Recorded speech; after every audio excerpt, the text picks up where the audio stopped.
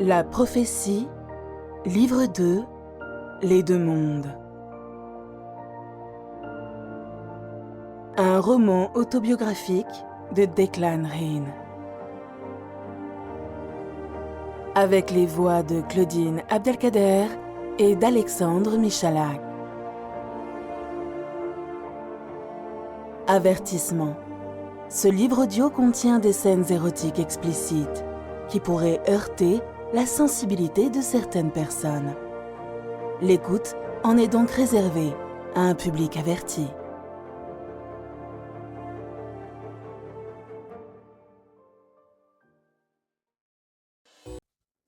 Chapitre 2. Miami.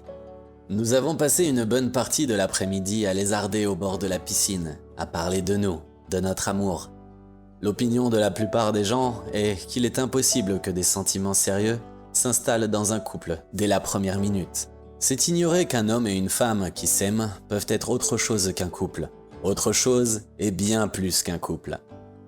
Ils ne sont pas nombreux à être capables de comprendre ce que sont deux âmes sœurs qui se cherchent depuis la nuit des temps et se trouvent enfin avec la certitude que l'un est l'autre, que l'autre est soi et que pas même la mort ne peut les séparer.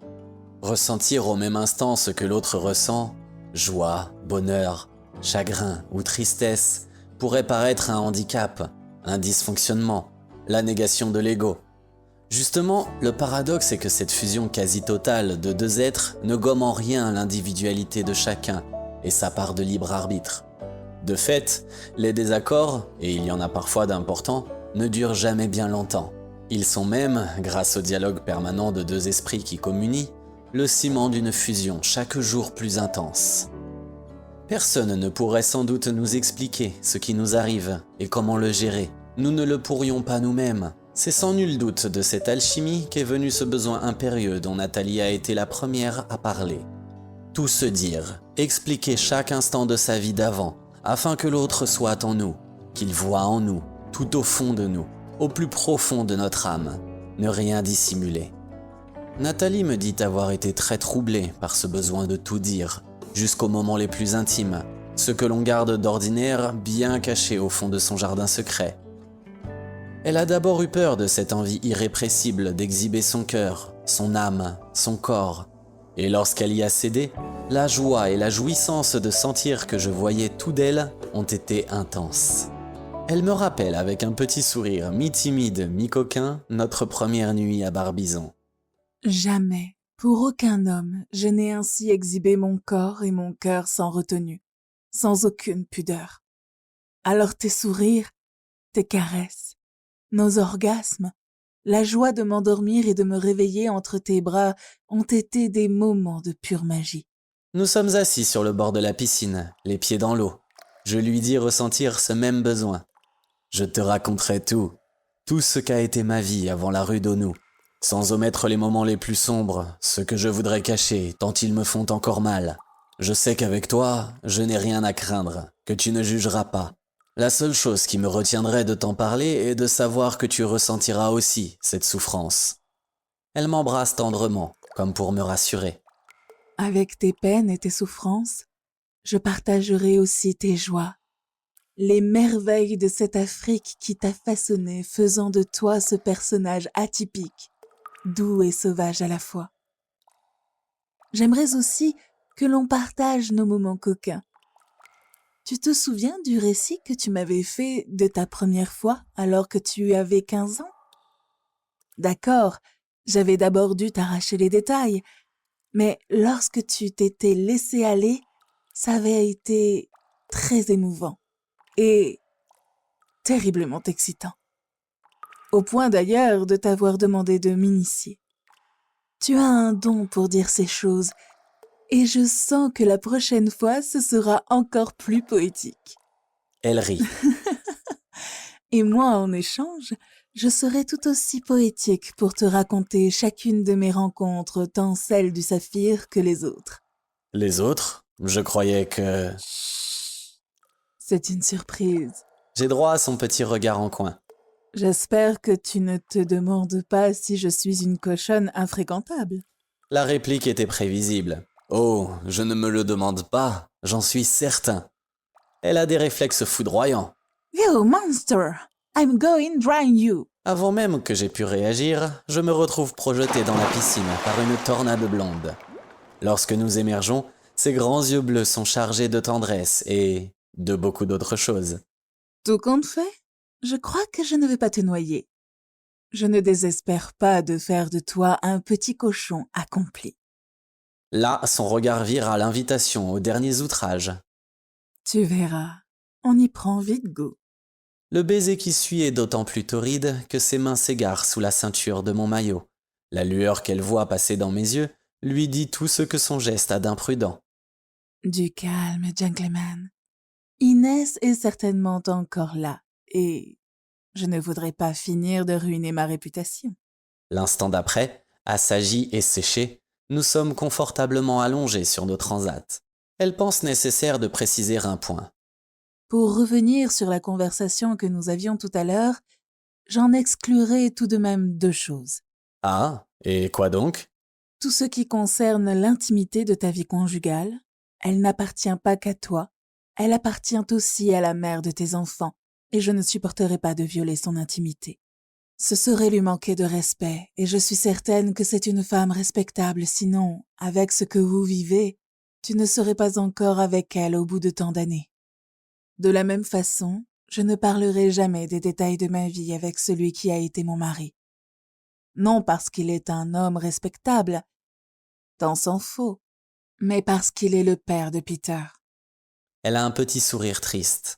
La seule chose que je te dirai, c'est que j'étais une femme épanouie lorsque je l'ai rencontré et qu'en moins d'1 an, il a réussi l'exploit de faire de moi une loque à la sexualité totalement inhibée. Il n'y a que 3 ans que j'ai vraiment retrouvé ma libido. Je pense être comme beaucoup d'autres femmes. J'aime le sexe, j'en ai besoin. C'est aussi nécessaire à ma vie que l'air que je respire. Mais l'alchimie du désir est un phénomène très complexe. La remarque m'intrigue. Que veux-tu dire par là? Que ne pas éprouver de désir pour quelqu'un d'apparemment séduisant ou être rebuté par quelque chose que l'on ne peut définir et très mal supporter le contact de cette personne n'est pas aussi rare que ça. Je l'ai vérifié personnellement. Ah, et ton expérience est récente? Elle sourit, amusée. Oui, enfin, relativement. Au Saphir avec un nouvel adhérent de l'Institut il y a presque 1 an. C'était un homme magnifique avec un corps d'Apollon et un visage très agréable. Beaucoup d'adhérentes cherchaient à passer une soirée tantra avec lui au Saphir, et j'ai fait comme tout le monde. Il a accepté tout de suite, ce qui m'a valu quelques jalousies de la part de celles qui s'estimaient plus attirantes que moi. Bref, lorsque je me suis trouvée seule avec lui, j'ai tout de suite su que quelque chose n'allait pas, sans pouvoir définir ce que c'était. Après les salutations d'usage, dès que nous avons été nus, il a instantanément été en érection. C'était très flatteur, mais contrairement aux autres partenaires déjà rencontrés, je n'ai éprouvé aucun désir, et j'ai même eu une espèce de crise d'angoisse avant même que nous ne nous soyons touchés. C'était un vrai gentleman. Il s'en est tout de suite rendu compte, et c'est lui-même qui a remis mon peignoir sur mes épaules. C'était la première fois qu'une telle chose m'arrivait à l'Institut. D'autres adhérents largement moins beaux que lui m'avaient fait... Comment dit-on déjà? Ah oui, grimper au rideau. Elle rit. J'adore cette expression. Les yeux fermés, elle cherche dans ses souvenirs. La crise d'angoisse en moins, il m'est arrivé la même chose ma première année à Rochester avec le quarterback de l'équipe de football de l'université. J'ai résisté quelque temps à sa drague, mais j'ai fini par me dire que ça ne coûtait rien d'essayer. Seulement, lorsqu'il s'est agi de passer à l'acte, blocage total. Lui n'était pas un gentleman. Il m'a dit d'aller me faire... Bref, il était très vexé. C'était la première fois qu'une fille sortait de son lit plus vite qu'elle n'y était entrée. L'image évoquée est sans doute comique. Pourtant, je ne ris même pas. Ce que Nathalie m'a décrit me renvoie à des moments bien trop douloureux. Mais elle n'a pas dit cela au hasard. Elle a voulu me faire comprendre que personne n'est responsable de ce genre de situation. C'est la loterie impitoyable des phéromones. Je l'ai écoutée sans dire un mot, mais elle sait très bien ce que je ressens. C'est sans doute ce qui se passe entre ta femme et toi. Mais maintenant, derrière vous, il y a 18 ans de mariage et 2 enfants. Je pense qu'aujourd'hui, c'est irrémédiablement compromis. Et vous n'y pouvez rien, ni l'un ni l'autre. Pour retrouver une sexualité normale, il lui faudra soit prendre un amant, soit attendre que vous puissiez vous séparer une fois les enfants lancés dans la vie. Elle rajoute, l'air un peu triste. Ce qui fera de notre relation un chemin long et difficile, parce que toi et moi, nous savons que notre amour ne peut vivre au détriment des tiens. Nathalie, d'habitude très discrète, me pose ensuite quelques questions sur ma famille, et surtout sur mes enfants, cherchant manifestement à savoir si notre relation ne risque pas de les faire souffrir. Sans porter aucun jugement sur ma façon de gérer mes absences, elle paraît cependant étonnée du fait que je parvienne à dissimuler ma liaison. Le destin a voulu qu'au lieu d'une relation à but purement sexuel, notre rencontre ait été un véritable coup de foudre qui s'est instantanément mué en un amour profond. À son sens, cela change la donne, et elle pense que je ne vais pas pouvoir cacher notre liaison très longtemps.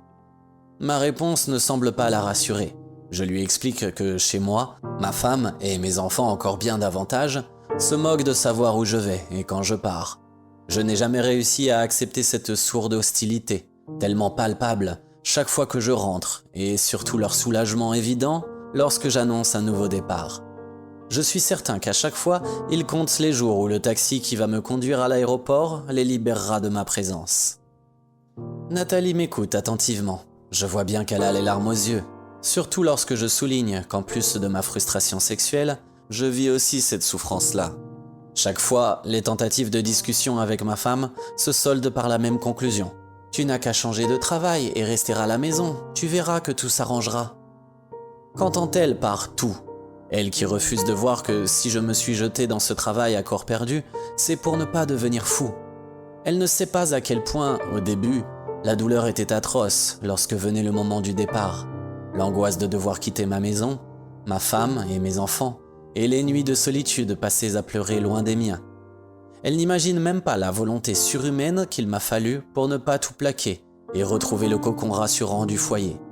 Je savais qu'il me fallait tenir, car sans ce travail qui prenait ma vie, c'est la frustration devenue insupportable qui l'aurait détruite.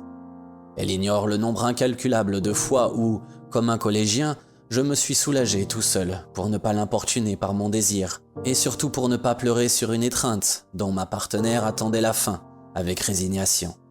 Ma femme était d'autant plus péremptoire dans sa demande de me voir quitter ce travail qu'elle était persuadée que la dépression dont j'étais péniblement sorti 2 ans auparavant était due au surmenage et non à la frustration sexuelle dont elle refusait obstinément de débattre. Aujourd'hui encore, tout le monde est contre mon engagement professionnel, le qualifiant même de démarche égoïste. Évidemment, personne pour se poser la question de savoir ce qui motive une telle boulimie de travail. Pas plus d'ailleurs par quel miracle le train de vie de la famille a décuplé. Mon revenu était passé de la maigre solde d'un simple sous-officier, permettant à peine de joindre les 2 bouts, au double de celle d'un général. Je confirme à Nathalie que si, à un moment, et malgré les conseils de mon ami médecin, j'ai hésité à me lancer dans une relation, ce n'est plus le cas aujourd'hui. Je suis heureux de l'avoir fait, me sentant enfin vivant et libéré, me sentant enfin un homme. Mais la blessure qui, sans aucun doute, ne cicatrisera jamais, c'est d'être traité en étranger sous mon propre toit. Cette douleur-là est peut-être encore plus insupportable que la frustration sexuelle dans laquelle je vivais encore il y a juste un peu plus d'1 mois. Nathalie est très émue. Elle vient se blottir contre moi. Son baiser a un goût salé et je ne parviens à retrouver son sourire qu'en lui disant que maintenant, tout a changé depuis que le soleil de son amour illumine et réchauffe ma vie. Elle ne paraît pleinement rassérénée que lorsque je l'assure que tant que mes enfants n'auront pas construit leur vie et que ma femme n'aura pas trouvé quelqu'un, jamais je ne chercherai à la quitter pour ne pas qu'elle reste seule. Elle a un petit sourire triste. Tant mieux, parce que je ne pourrais pas me supporter dans le rôle d'une briseuse de famille. Pour le reste, ça ne me regarde pas. Tu gères comme tu l'entends. Sur ce, on a piqué une tête et fait les fous pendant un bon quart d'heure, profitant de l'eau, du soleil et du bonheur de nous regarder, de nous toucher, de nous embrasser. Il est 17h, Le lourd portail se referme lentement derrière nous et Nathalie s'engage à gauche en direction du centre-ville. Capote baissée, le large cabriolet s'insère dans la circulation de la 8e rue. Cheveux au vent, Nat est magnifique. Petite veste de toile gris clair, sur une robe crayon noir au-dessus du genou, bottines noires à talons un peu plus haut qu'à l'ordinaire. Une paire de larges lunettes de soleil complète sa tenue. C'est elle qui a choisi les vêtements que je porte. Pantalon de toile bleu clair et chemise blanche, veste de lin bleu marine et mocassins noirs. Quant à mes lunettes de soleil, ce sont les mêmes qui, il y a une semaine, me protégeaient de la luminosité de la savane africaine. La rue commence à s'animer. Elle est bordée de petits immeubles d'1 à 2 étages avec bien souvent un magasin d'alimentation ou une bodega avec terrasse ouverte sur le trottoir. Pas une enseigne ou un panneau publicitaire qui ne soit en espagnol. De temps à autre, Nathalie commente un détail, une scène de rue. Nous sommes arrêtés à un feu rouge au croisement de la 27e avenue. De l'autre côté, sur la gauche, un grand bâtiment à 3 étages, au centre duquel émerge une tour imposante. C'est le Dade College Inter-American Campus, entièrement rénové et réaménagé, où elle m'explique avoir été scolarisée pendant sa prépa pour Rochester. Vert, la voiture redémarre. À droite, une boutique de tatouage, puis un crématorium. Je suis surpris de l'emplacement. En France, on a plutôt tendance à camoufler ce genre d'édifice. Ici, l'établissement a carrément pignon sur rue, avec un vaste panneau publicitaire vantant l'excellence et la diversité des prestations proposées. Plus nous avançons, plus la rue s'élargit. Toujours beaucoup de commerces. À gauche, un supermarché. À droite, une dizaine de boutiques, dont je note que, comme beaucoup d'autres, certaines vitrines sont barodées. Un motel, un restaurant péruvien, mais si la rue est beaucoup plus large, les bâtiments sont toujours peu élevés. Nathalie m'explique que c'est souvent le cas dans les quartiers périphériques des villes américaines, et que tout va très vite changer lorsque nous atteindrons le carrefour de la 3e avenue. Effectivement, le nombre de bâtiments à plus de 2 étages augmente, et Nathalie attire mon attention sur la skyline, que l'on aperçoit au loin.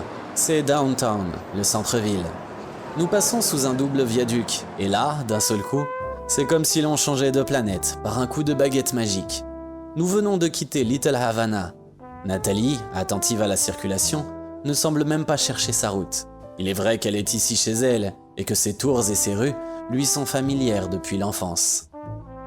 Elle commente chaque curiosité ou chaque point notable avec une précision telle qu'elle pourrait en faire un métier. Je lui dis qu'elle est le plus joli guide que j'ai jamais connu. Elle me sourit et se met à fredonner la chanson de Gilbert Bécaud, Nathalie. Notre tour de ville nous fait passer devant le gigantesque immeuble, style années 30, du tribunal du comté à Bayside Marketplace, où un étrange clocher, à l'architecture baroque, est noyé au milieu des tours de verre et d'acier. Notre circuit continue vers le nord. La première halte est pour le Museum Park, très fréquenté par les familles et les sportifs, qui en vélo, qui en petite foulée, s'adonnent à leur activité préférée. Sans oublier garçons et filles en shorts ultra courts, équipés de protections et de casques multicolores, les pieds chaussés de rollers qui foncent comme des bolides sur des pistes réservées.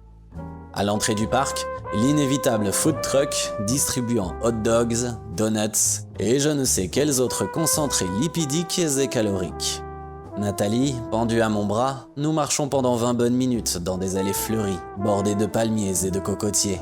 Elle s'avance pour me faire découvrir et commenter la vue sur le gigantesque port de tourisme et les non moins gigantesques viaducs qui l'enjambent. Mais, à n'en pas douter, la vue la plus belle se situe à la lisière de la veste que Nathalie a jetée sur ses épaules.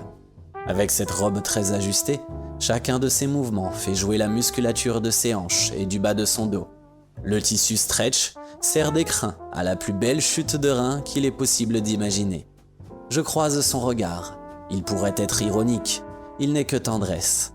Ses yeux me disent « Merci de me trouver belle et de me désirer ».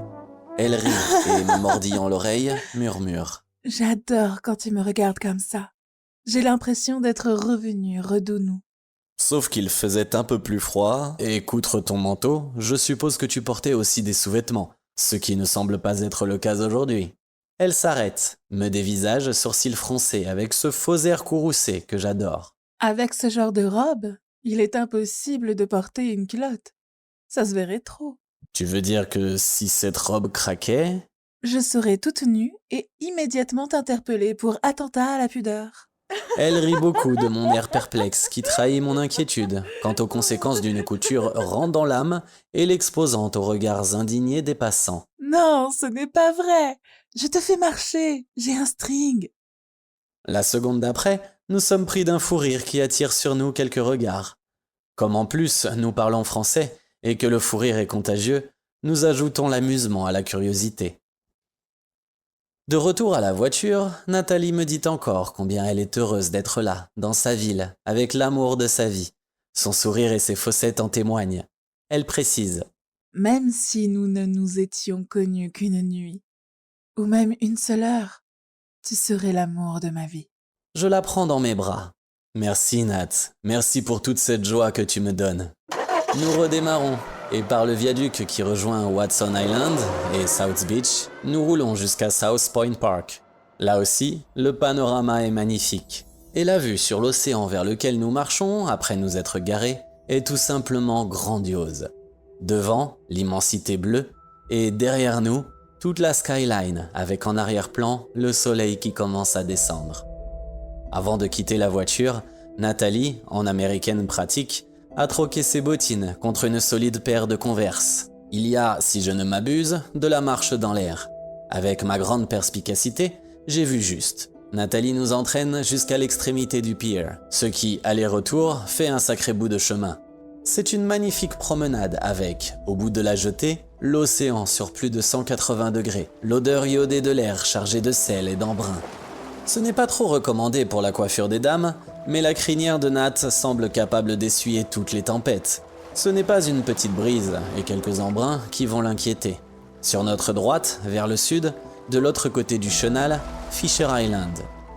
De retour, passage obligé à la voiture pour rechausser ses bottines, et Nathalie m'entraîne à la terrasse, en bord de mer, du célèbre bar-restaurant Smith & Wollensky. Les cocktails de jus de fruits sont aussi délicieux que gigantesques, largement de quoi se réhydrater et faire le plein de vitamines. Nous passons un bon moment à savourer l'instant, profitant de la vue, de la petite brise du large et du bruit feutré des vagues qui roulent sur la grève. Nathalie me parle de la ville, de son histoire et de l'extraordinaire diversité ethnique de sa population. Passionnée par ce qu'elle me fait découvrir, je bois ses paroles. Sans s'en rendre compte, l'environnement aidant, elle revient de plus en plus fréquemment à l'anglais, et là j'avoue avoir du mal à suivre. Excuse-moi, mais c'est d'être ici avec toutes ces conversations en anglais autour de nous. Je ne me rends même pas compte que je passe d'une langue à l'autre. Je prends sa main, y dépose un baiser. Je te promets de m'y mettre sérieusement, aussitôt rentré. D'ailleurs, dès que j'aurai acquis les bases, il faudrait que tu ne me parles plus qu'en anglais. Ok, on fera comme ça. Mais tu verras, à l'exception de la prononciation, c'est de loin beaucoup plus simple que le français. Nous continuons notre conversation sur les particularités de chaque langue. Nathalie m'expliquant qu'elle préfère le français avec son vocabulaire si riche, capable d'exprimer bien plus de nuances que sa langue maternelle. J'avoue quand même avoir un faible pour le gaélique que j'ai appris toute petite avec papa et maman. Tu es absolument époustouflante et je ne serais pas surpris qu'un jour tu m'annonces t'être mise au russe ou au chinois. Mais pour la peine, dis-moi quelque chose en gaélique. Elle fait semblant de réfléchir et de chercher ses mots. D'accord. Estu grand mourir. Tatu et morui gujo. Et ça veut dire? Tu es l'amour de ma vie. Tu es dans mon cœur à jamais. C'est une langue magique, si étrange et si belle. Si je le pouvais, je me lèverais et je viendrais t'embrasser. Mais là, il y a vraiment beaucoup trop de monde. Je prends sa main par-dessus la table. Je t'aime aussi, Nat, de toute mon âme. Le temps a filé, et ici, le soleil se couche très vite. Il va falloir choisir un endroit pour dîner. Nathalie hésite un instant. Nous pourrions rester là. La table est bonne et le cadre agréable. Mais je préfère te faire découvrir autre chose. Je t'emmène chez Joe. C'est un restaurant de poissons et de fruits de mer, le plus réputé de Miami. Décor tarabiscoté, mais excellente assiette. Ok, je te suis. Nathalie me précède et traverse la terrasse. Je note que sa robe très ajustée a un certain succès auprès des messieurs. Je lui en fais la remarque. Oh, c'est comme à Paris. Les hommes te mangent des yeux. J'aime bien. Je trouve ça agréable quand c'est fait avec élégance. À la différence de l'Italie, où ils sont un peu collants, en particulier à Rome. La nuit est maintenant tombée. Avant de démarrer, afin que nous profitions pleinement des lumières de la ville, Nathalie replie la capote de la Mustang. Les tours de verre scintillent de 1000 reflets. Je ne sais comment est New York avec ses éclairages fabuleux si réputés, mais je suis certain que Miami n'a rien à lui envier. Miami, la sudiste, se mire de tous côtés, dans les eaux sur lesquelles elle semble flotter. Le spectacle est féerique et donne parfois le vertige. On ne distingue plus très bien la limite entre l'eau et la terre, ce qui est reflet de ce qui ne l'est pas. Malgré le petit creux qui tenaille mon estomac, j'en viens à regretter d'être déjà arrivé. Le trajet jusque chez Joe a été beaucoup trop court. Nathalie m'observe du coin de l'œil et, juste avant de stopper devant le restaurant, prend ma main dans la sienne. D'une pression des doigts, elle me dit combien elle est heureuse de m'avoir fait partager ce moment. Tu avais l'air d'un enfant devant un sapin de Noël. Paris est sûrement une très belle ville, mais c'est une beauté austère. Ta ville, c'est la jeunesse, la vie et la joie de vivre. C'est magnifique. Le baiser qu'elle me donne est si doux. Ses yeux sont comme Miami.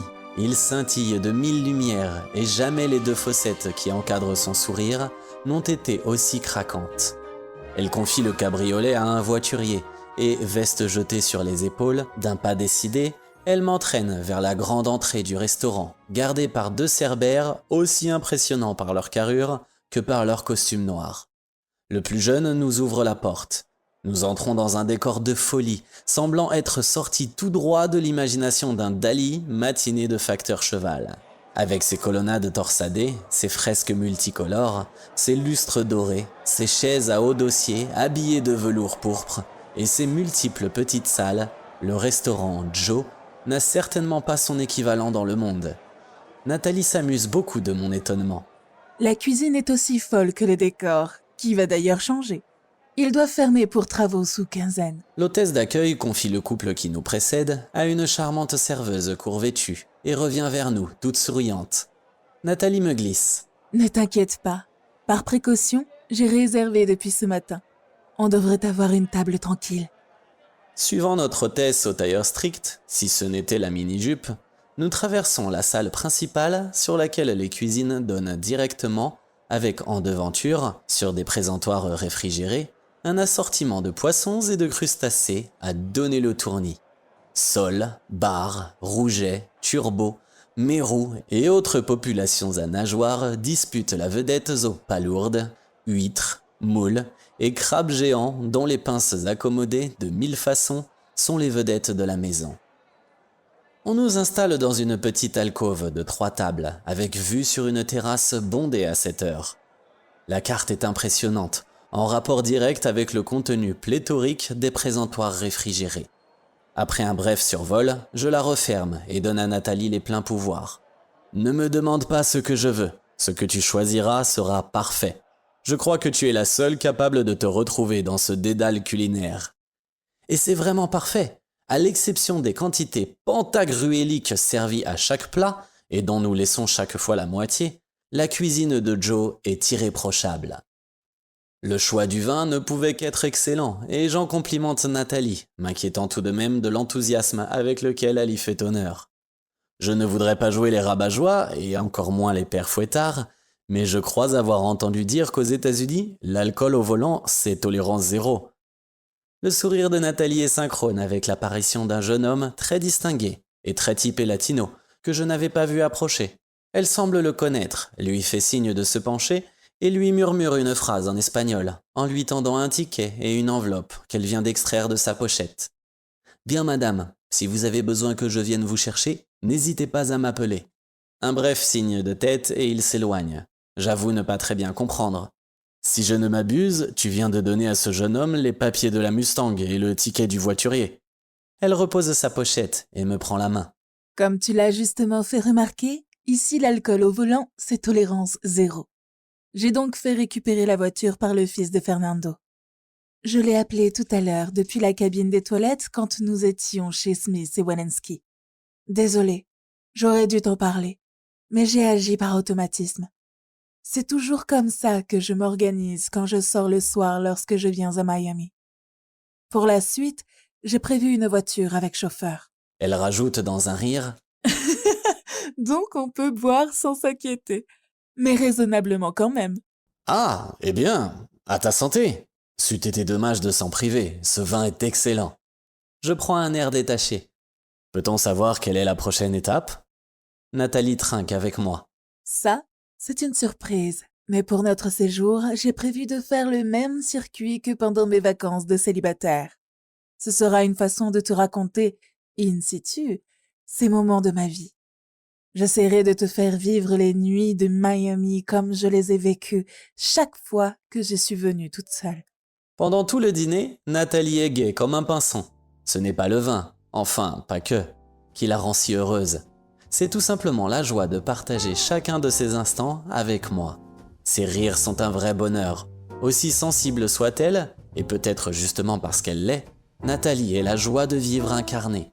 Cette femme est solaire. Comment a-t-elle pu tomber amoureuse de quelqu'un comme moi?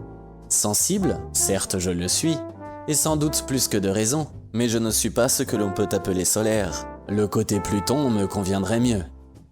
Le dîner s'achève. Il est près de 23 heures et Nathalie demande au maître d'hôtel de nous appeler une voiture.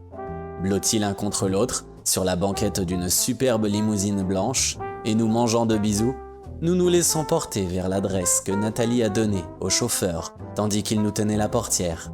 Très occupé par la bouche et le décolleté de Nathalie, je n'ai pas prêté attention au début du trajet.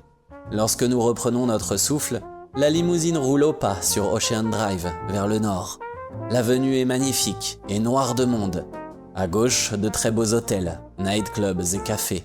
À droite, une très large allée bordée de lampadaires qui l'éclairent à giorno.